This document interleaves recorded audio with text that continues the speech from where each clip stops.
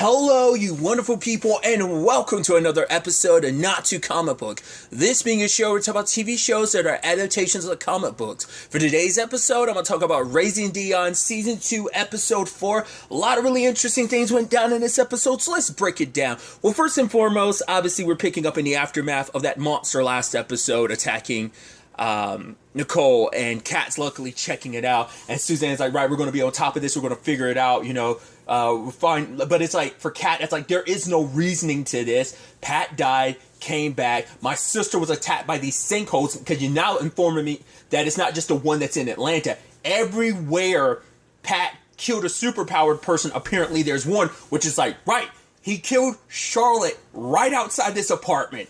What does that mean? I mean, it's also interesting. It must not be, well, because Suzanne said, like, there are no readings saying that anything's happened there. Why some areas more than others? Maybe because some areas had more concentrated, like, hate or something. Like, maybe it's specifically the ground itself, whether it ended up absorbing any of that. It's kind of what it seems like. Because obviously, based on the conversation Nicole has with Pat later on, which is a really, really interesting conversation, because he kind of says, like, him and Dion are, like, two sides, not two sides of the same coins, but they're two opposites, the furthest points apart on the spectrum. That Dion is someone born for love, like it's true love between Mark, who was amazing in his own right, and Nicole, who was amazing in her own right. Like, these two bright lights came together to create an even brighter light. And for Pat, it's like, I was someone who was angry and jealous and didn't believe that he didn't get what he deserved, which for him is like, I believed I deserved everything. And the negative energy, the crooked energy, just amplified that. It amplifies the worst parts of yourself. And the way he kind of describes it is that basically he couldn't really put it into words, but he basically described that sensation of, like, it was that Dion was special in that regard because they are so opposite from each other.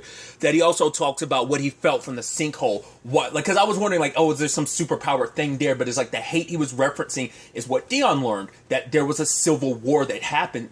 Some of the civil war happened there. So all that death, all that hate was buried under that ground. Like, that soil is probably like, it's kind of that thing of like, oh yeah, like it's almost like cursed land almost, in the sense of like, that it's like all this hatred and blood was spilled, like all that negative energy. It didn't even have to necessarily be blood, but it could be in this regard, because civil wars can get bloody. I mean, any war can get bloody, but it's all that negative energy. It permeated and buried underneath the ground and just been there dormant the entire time. The negative, I keep wanting to say negative energy. I'm almost treating it like it's Negative Men from Marvel, but he's almost it's basically like it activated that negative energy that was there.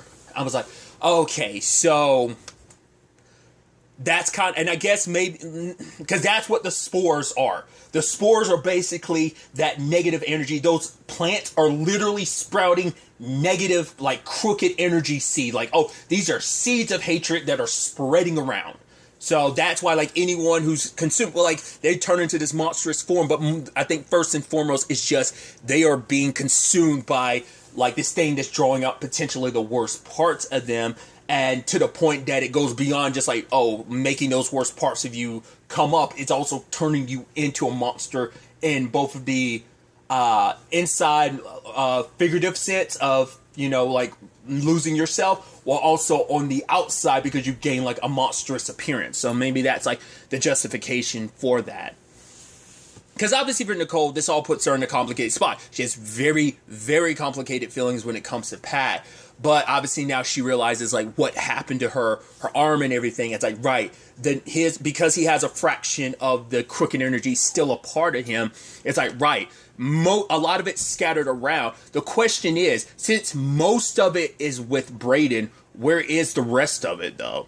Like, did the rest of it creak into other people or not, or what? Because that begs the question. Because, like, I mean, because, like I said, Pat has a small fraction of it. So does that mean, like, Pat has, like, the 1% and Brayden has a 99%? Or is, like, Brayden, like, at, like Pat's at like 5, Braden's at like 90, and then it's like, okay, so where's like the other 5%? You know, it's something like that. The reason why I used the 99 and the 1% because it made me think of I don't know if this happened in the comic, or the graphic novel, but it made me think of Preacher, how Jesse lost that 1% of his soul, and he couldn't use the word of God anymore. It was like that. Like, that's why I used that specific percentage. But I'm curious how they will eventually like quantify that, like from a number standpoint, like how much of the negative, how much of the Crooked Man is in. I mean, because not enough, obviously, if it doesn't manifest in the same way. But maybe it's because like the negative energy like manifests itself. I keep bouncing back and forth between crooked and negative. So sorry.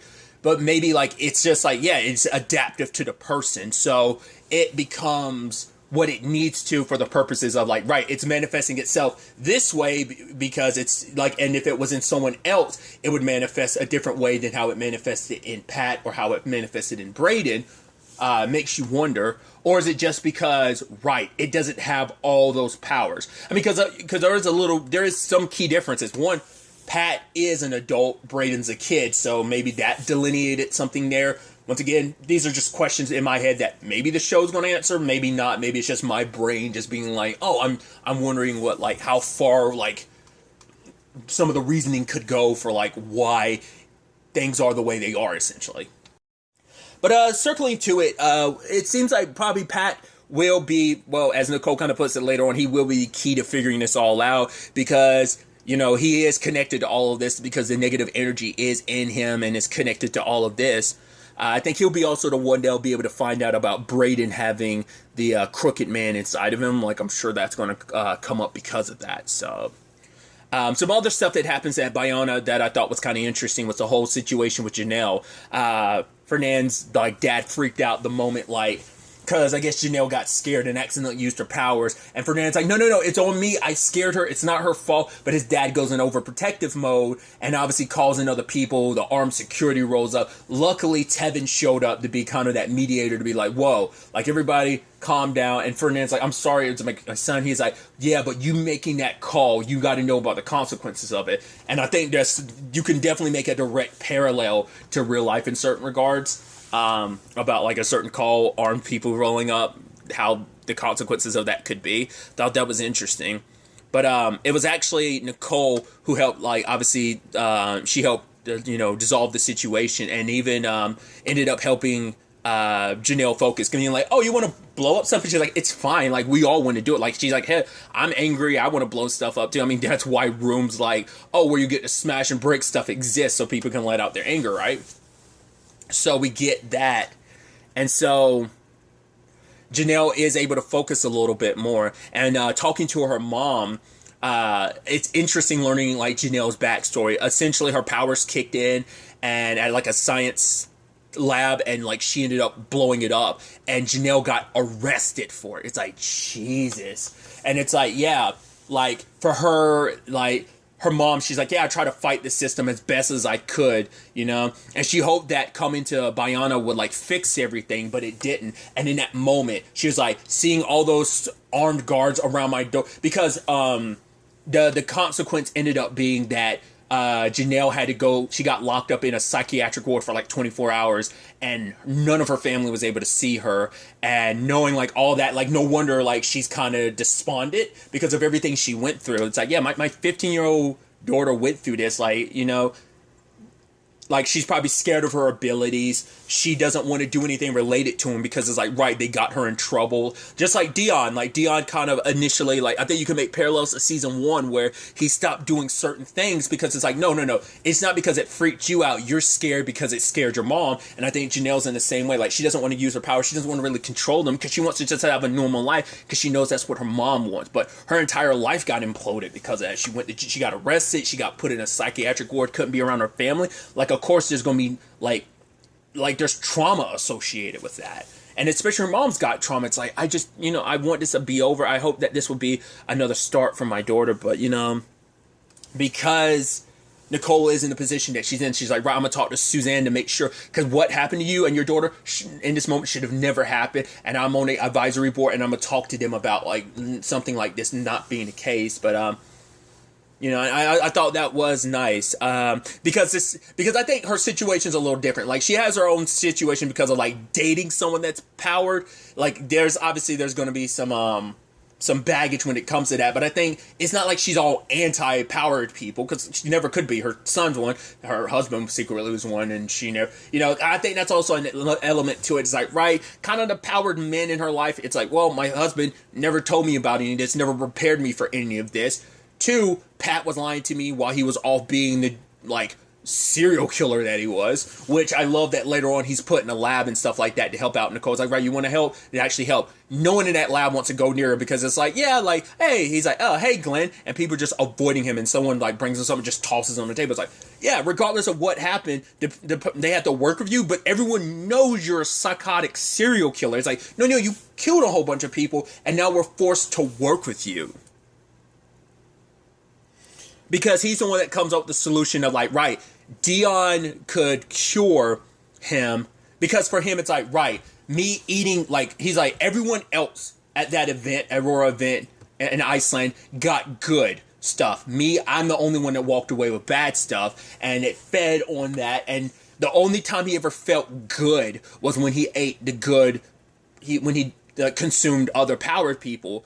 And Dion might have been the special case of, like, maybe, like, the crooked energy in him. It's like, if I eat you, because Dion's the holy grail amongst powered people. He has more than one ability, so he is the most powerful powered person that we're aware of. And so if the crooked man had ever consumed him, would that have perpetually sustained I wonder would that have ever perpetually sustained the Crooked Man or Pat? Because I'm curious, like, because they are polar opposites to each other. Maybe the argument could be they are even two sides of the same coin. If they ever came together, maybe that would have created some kind of equilibrium, you know, inside of Pat. But regardless, Dion's power, rather the powers of super people, could be used as a cure to fight the Crooked Man. So, and any of this corruption is kind of the thought process. Because we still haven't circled back to, like, what's going on in Iceland, like that, like the land kind of corroding away there. We still haven't circled back to that, but I'm sure that all still ties back into all of this. And since we're still on the subject of Iona, I do think it's interesting that, like, David's trying to justify, like, once again, it's like, yeah, the heads of the people, like your boss in particular, wants to replace you. And she's like, wait, what? It's like, yes, because you spent millions on this. And she's like, right, I haven't presented them with something they can make billions on. He's like, we can make so much money off of this, yada, yada, yada. And for Suzanne, it's like, that's not what I'm concerned about. Because for her, before being a businesswoman, she is a scientist. And so it's like, right, I want to do good. Like, that's what this company's supposed to do. We're supposed to be all about good, and you want to just focus on making a profit. I get making a profit's important, but helping people, being true to who we claim to be, is more important. And I even love that conversation later on with David, because, like, Suzanne tried to go above him and talk to her boss about David, but David's position is secure. It's like, oh yeah, Cutler wants you here, and he's like, yeah, sorry about that. Which I think is interesting. Like, the actress who played Charlotte, she was in the show American Gothic. I think she was a detective. I believe that's the show I'm thinking of. She was a oh god, I believe she was a detective, and I want to say her last name was Cutler. I could be wrong. It was something of that nature. So I don't know. That's just, I mean, a name is a name, dude. But it's just one of those interesting things. Like, my brain, like, connects certain dots. But yeah. He's definitely going to be like, oh, yeah, he's like, no, like, the boss just, like, likes me more. She's like, no, she's like, it's not fair. I basically helped make this company what it is, and then all of a sudden you come here and you're broing it up with my boss. It's like, no, like, I see what's going on. And he's like, oh, you have a chip on your shoulder. And she's like, oh, and let me guess. I'd be pretty if I smiled more. I'm like, yeah, what you said had the same energy, David. I was like, yeah, you revealed yourself. It's like, yeah, because there's this back and forth, because, you know, it's definitely heavily hinted that him and Suzanne have some history, whether it was like a romantic or intimate one, whatever the case may be. There was something there. Definitely not there now, because Susan's like, oh, you on my list. you're done in my eyes. But whether it's going to be the end of this season or whether it's going to, like, the story is eventually going to get there over the course of the season, I think David's eventually going to take Suzanne's spot, because I think Suzanne's eventually going to get removed. Like I said, whether that's going to be at the very end of the season or whether we just will eventually get there over the course of, like, the back half of this season, and that ends up being, we'll see how they handle that. But I don't think Suzanne's going to keep her job one way or another. Now, if it happens earlier enough in the back half of the season, then maybe there'll be time for her to kind of eventually take back her position. But or it could just be, like I said, it could just be a thing of like, yeah, I'm keeping this even at the end of the season. So we'll have to wait and see.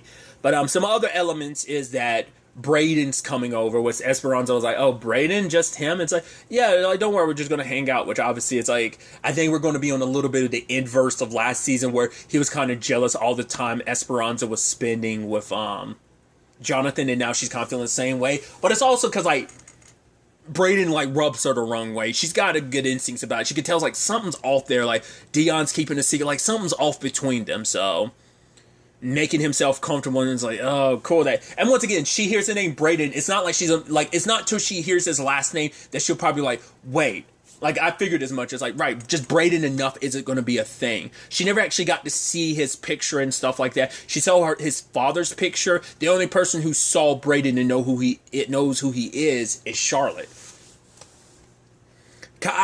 Well, because she did say, like, well, because also, like, maybe eventually the dots will connect eventually because stuff starts popping up. And then she's like, wait, Brayden, wait, he's not, wait, is he the same Brayden that Charlotte visited? Because maybe Dion finds that out later on, like, wait, you knew Charlotte? It's like, yeah. So he'll probably reference, yeah, apparently he knew Charlotte. And it's like, and Charlotte's going, then Nicole's going to be like, it's the same Brayden that she met before.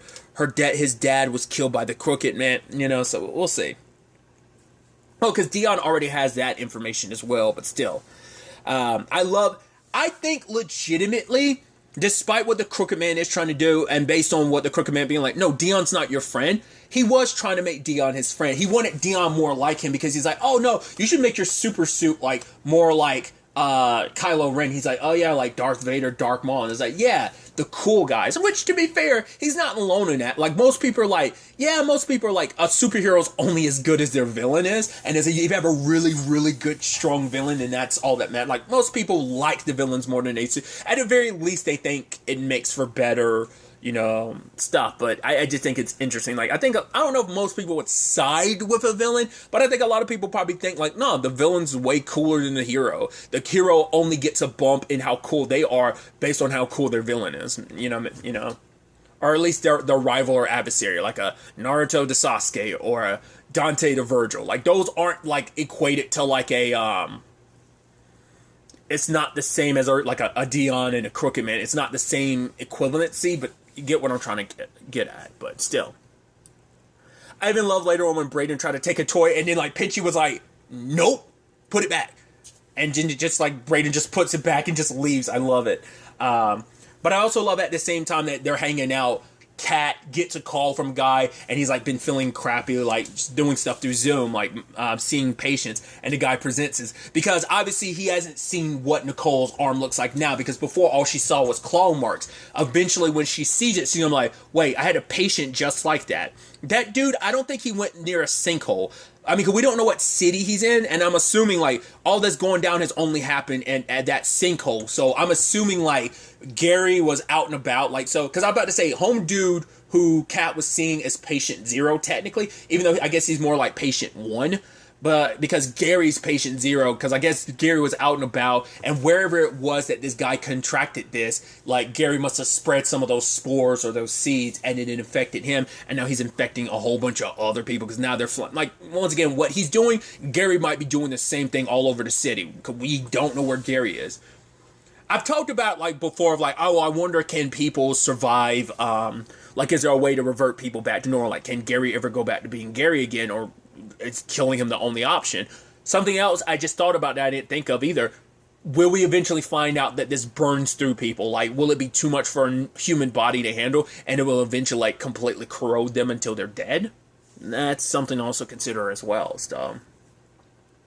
But, I thought was an interesting development, too, is obviously Brayden is like once again trying to get Dion to go full blown dark side, because by making him go dark side, it ends up making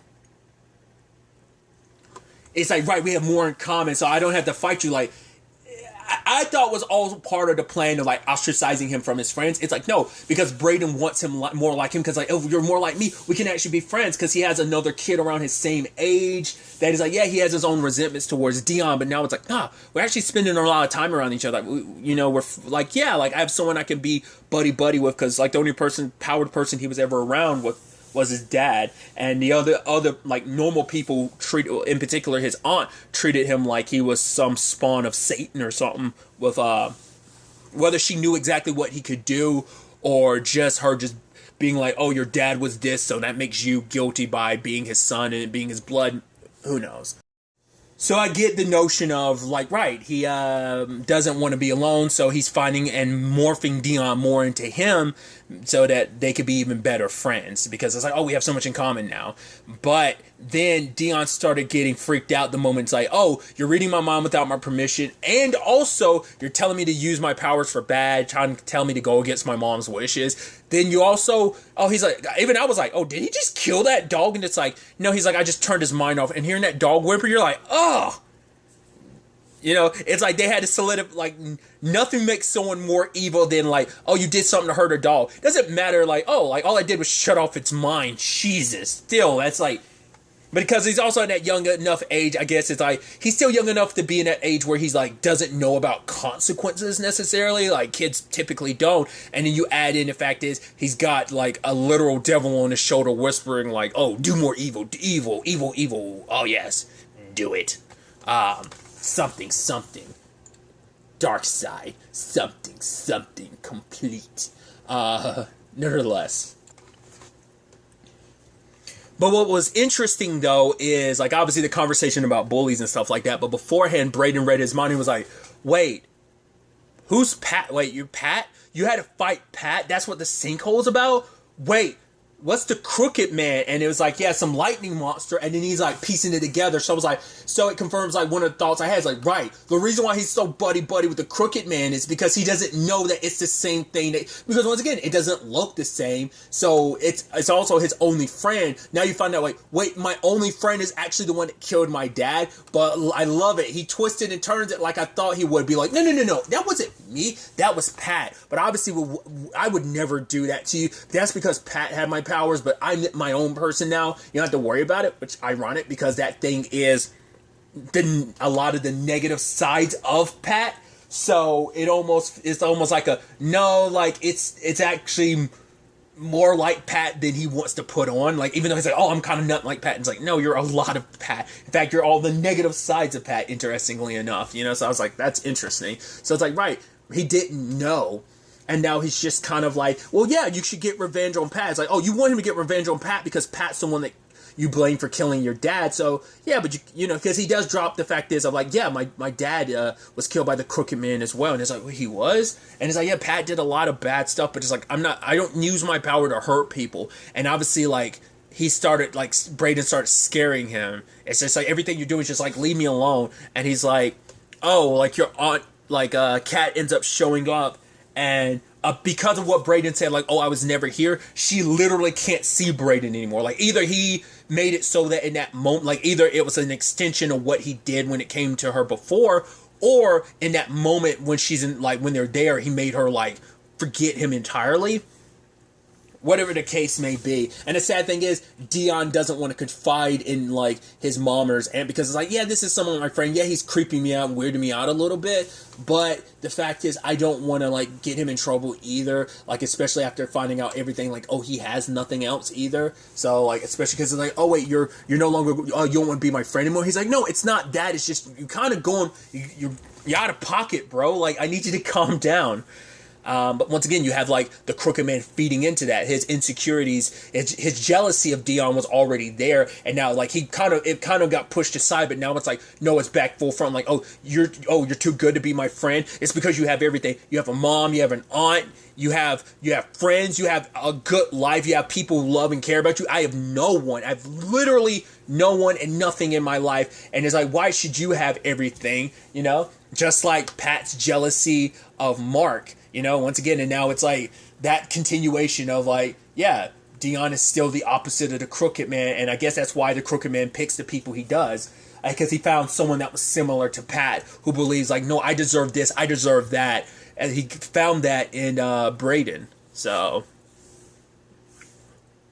maybe that's why he was able to choose Braden, because he needs someone of a similar capacity. Like I referenced the Word of God, specifically Genesis in Preacher. Once again, I don't know if this is a comic book. I don't know if this is from the graphic novel, but based on the show, because that's my only experience. That basically you need a certain percentage of good and evil in you, just like Genesis. And once that ratio kind of gets thrown off, you're not compatible anymore. That's a whole thing, right? So my thought is maybe that's what it is. Braden has the same capacities inside of like the percentages is like, you know, or maybe it's just like, hey, if you got enough percentage of evil in you, we're golden. But maybe it has to be like the right percentage. So whatever's in Braden is the exact amount that was in Pat. Or it could just be like I find like you're kind of a suitable host just because I found enough similarities between you and Pat, so it's a more snug fit. You're a lot more pliable because of that anger, because of that jealousy, because of that loneliness in you, just like Pat.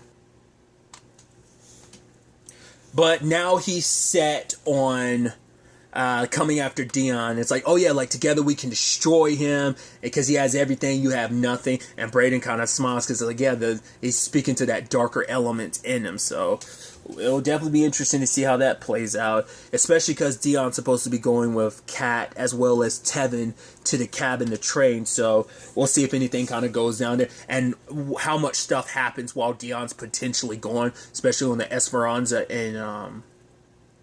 and Jonathan front. But also, like, the thing is, Braden is who he is. He has the power he has, so being able to control people's minds, we've seen him do it he can do more than one person, but we don't know if there's a limit to it yet. At the very least, he can do two people, so we'll have to wait and see where the next episode ultimately ends up taking us going forward with all of this.